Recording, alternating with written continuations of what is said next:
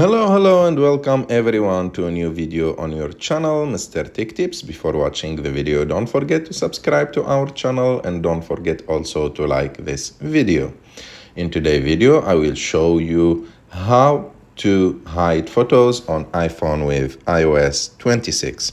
To do this, it's very simple. You have just to go to Photos and choose the picture that you want to hide. For example, I will choose this picture. I will click on select and select if you want like one picture or two pictures or how many pictures you want.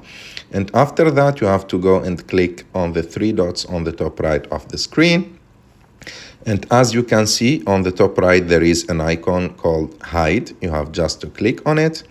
And after that, you will receive this notification. And if you want to hide this pictures, you just have to click on hide two photos, and as you can see, the two pictures are hidden now and they are not available on your library, but you can go and see them from like the place of the hidden picture.